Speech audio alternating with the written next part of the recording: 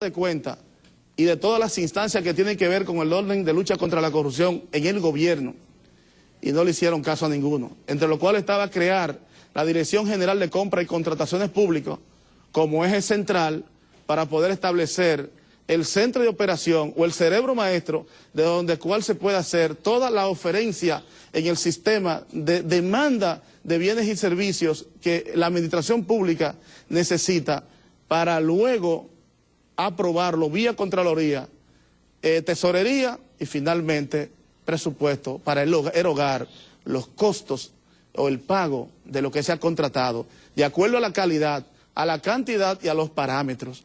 Partiendo de un mínimo razonamiento como eso, es que nosotros entendemos y es que hemos estado haciendo investigación suficiente de cómo la corrupción está evitando la viabilidad de la democracia, de la estabilidad y la paz en la República Dominicana.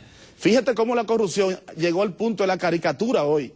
Hoy la corrupción llegó al punto de que si me interesa a Juan Pérez en tal comunidad, hay que ir o mandar cuánto vale, cuánto quiere o cuál es su problema para con los fondos de la administración pública comprar la conciencia de ese ciudadano para que ellos representen un aporte político a un proyecto determinado, en este caso la reelección del presidente Fernández.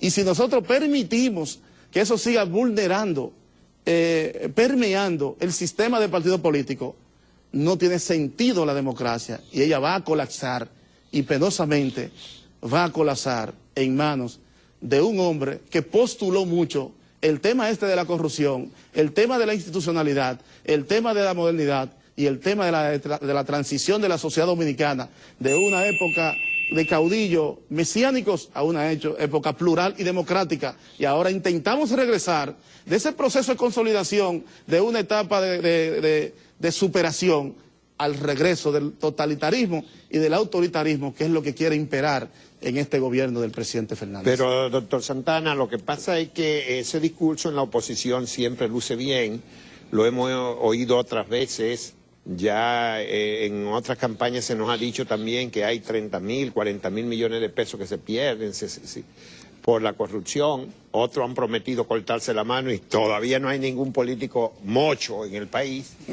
La verdad es que el problema es que cuando se llega a la presidencia de la República se tropiezan con unas necesidades de la gente que, según lo que han dicho algunos presidentes, son insoslayables, y entonces hay que empezar a repartir y hacerse de la vista gorda por el clientelismo político. Es decir, ¿ustedes creen que podrían superar eso? ¿Se puede superar eso en el país? Se puede superar esas limitaciones y esa corrupción y ese tráfico de influencia y de clientelismo. Se tiene y tenemos que hacerlo, porque no hay viabilidad de la estabilidad nacional en un sistema democrático que opere sustentado en la clientela y en la corrupción. Por eso hablo de la caricatura ya a la que ha llegado la cuestión esta de la corrupción y se ha convertido ya en un soborno constante.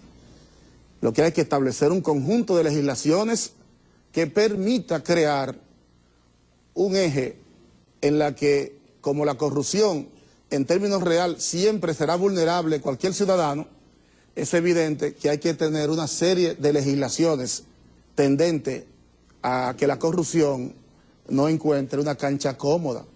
Por ejemplo, yo te puedo decir que nosotros, dentro de los campos de la investigación que estamos haciendo sobre este tema, yo le puedo señalar que nosotros propiciaríamos, dentro de la estructura que hay que establecer para desmantelar la corrupción,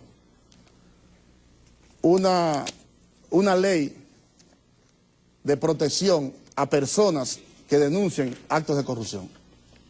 Aquí la gente tiene un pánico por una serie de variables para denunciar los actos de corrupción, porque a nadie le dan garantía para ello.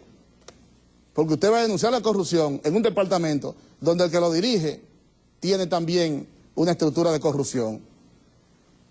Modificar la ley 82 para crear un sistema de declaración de ingresos pasivos y activos de parte de los que desempeñan funciones públicas de la administración pública, centralizadas, autónomas, descentralizadas, y los del Parlamento, que a veces se creen que eso no es administración pública. Eso es uno de los 3 ejes del gobierno.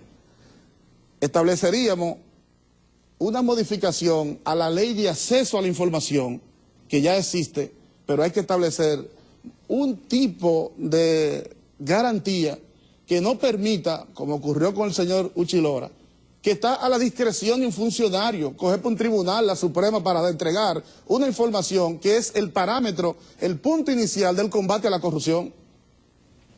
Entonces, eso sería parte de un conjunto de legislaciones en las que estamos trabajando. Pero no diga que también va a invertir el faldo de la prueba, cosa que se ha prometido aquí muchísimas veces sobre el enriquecimiento ilícito. Sí, pero el presidente regresó a la tradicional apreciación del Código de Procedimiento Penal. Eso fue un discurso del presidente dentro de su elegancia de un candidato en la oposición y que posteriormente simplemente ha ido contra todo lo que él prometió.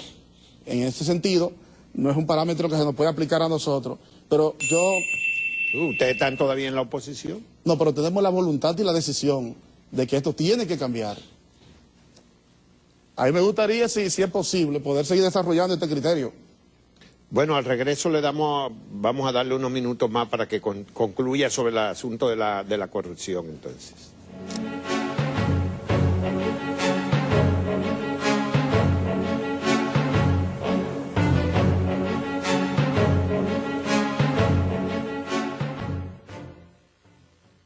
Ahora preguntas tú. El Grupo de Comunicaciones Corripio te da la oportunidad de dirigirte a los candidatos presidenciales y hacer las preguntas que quieras.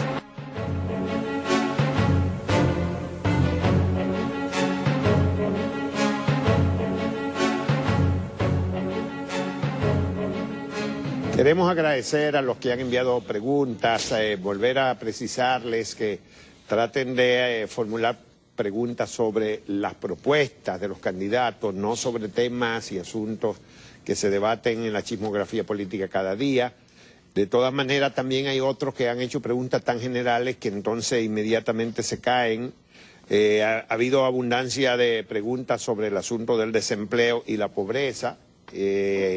Agradecemos a Heidi Galicia, a Julio Andrés Hernández, a Mireya Altagracia Rodríguez y otros que enviaron sus preguntas para el día de hoy, pero que fueron superadas rápidamente por las exposiciones del candidato y entonces no íbamos a caer en la redundancia. Doctor Trajano quería insistir en unos minutos adicionales sobre el combate a la corrupción. Muchas gracias, don Juan.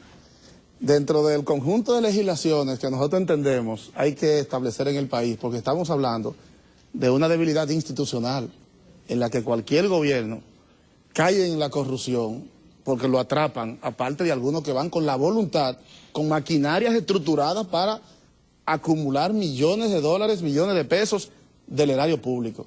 Entonces hay que crear un marco preventivo, porque aquí todo el mundo habla del marco preventivo, pero nadie dice cómo se va a hacer el marco preventivo para evitar que aún el que quiera actuar con prevaricación en la administración pública no tenga margen, y el que tenga tanta habilidad pues simplemente tenga un mecanismo